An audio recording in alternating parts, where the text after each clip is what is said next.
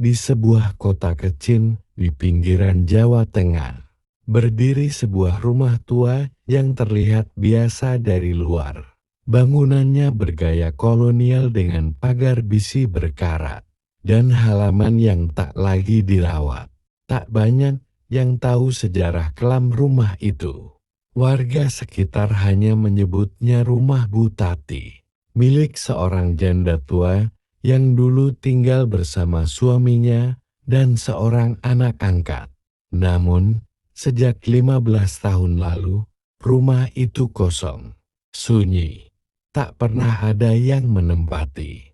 Sampai akhirnya, dua mahasiswa dari luar kota, Fahmi dan Bagas, menyewa rumah itu sebagai kontrakan murah. Selama mereka menjalani KKN di desa tersebut, murah banget, cuma 300.000 sebulan, kata Bagas sambil membanting koper ke ruang tengah.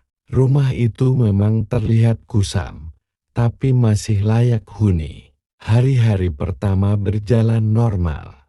Mereka membersihkan rumah, memperbaiki keran yang bocor, dan mengepel lantai yang lengket.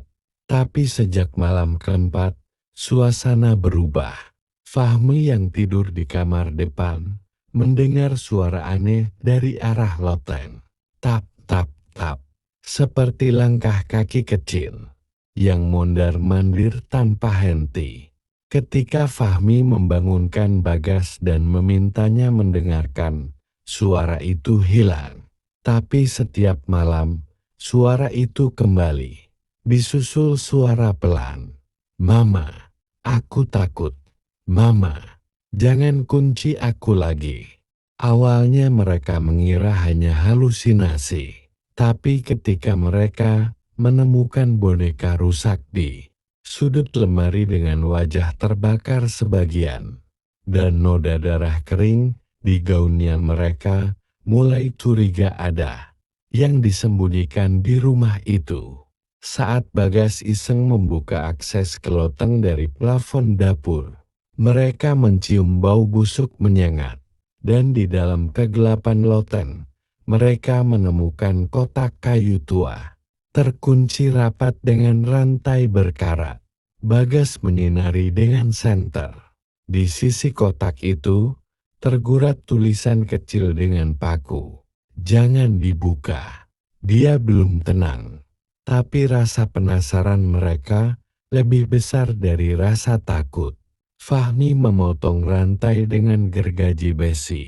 Begitu tutup kotak terbuka, udara di sekitar mereka seakan membeku. Di dalamnya ada pakaian anak kecil, sobek dan penuh noda merah. Sebuah foto lusuh tergenggam oleh tangan kecil berwarna hitam. Legam tangan seorang anak yang sudah membusuk separuh tubuhnya. Malam itu, teror dimulai. Pintu kamar terbanting sendiri. TV menyala sendiri, menampilkan gambar seorang gadis kecil berdiri di sudut ruangan dengan wajah hancur dan mata kosong. Boneka di lemari bergerak sendiri, duduk menghadap pintu kamar Fahmi. Dan setiap malam, suara tangisan itu makin jelas. Mama, buka pintunya. Aku nggak nakal lagi. Jangan pukul aku lagi. Bagas mulai mencari tahu tentang sejarah rumah itu. Ia mendatangi balai desa dan perpustakaan lokal. Setelah menelusuri arsip lama, akhirnya ia menemukan berita dari tahun 2009.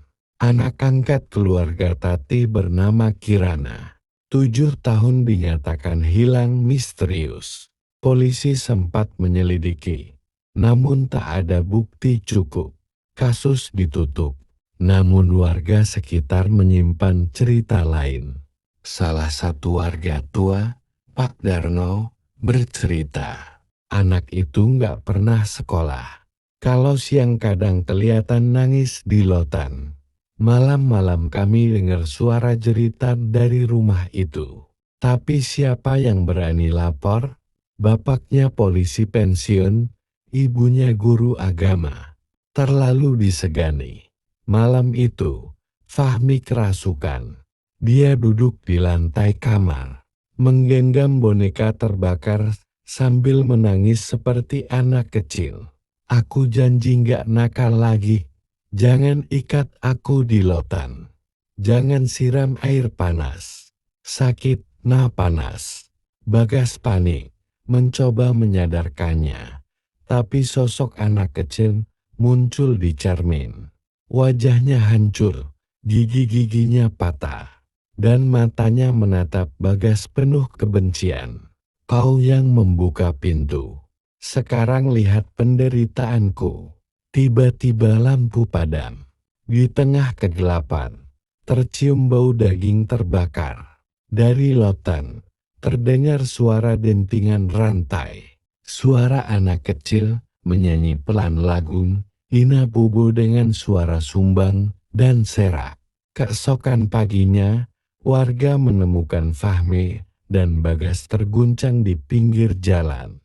Mereka berdua tidak mau kembali ke rumah itu. Polisi dipanggil.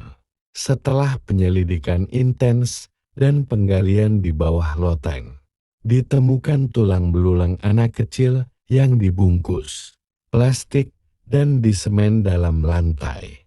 Tes forensik memastikan itu Kirana. Kasus yang tertutup selama 15 tahun akhirnya terbuka. Butati dan suaminya yang ternyata sudah lama meninggal. Secara mendadak kini dituduh secara postumus sebagai pelaku kekerasan anak dan pembunuhan. Aku nggak sendiri lagi sekarang. Semua orang udah tahu. Tapi kalau kau ke loteng malam-malam dan manggil namaku 3 kali, aku akan datang menemanimu.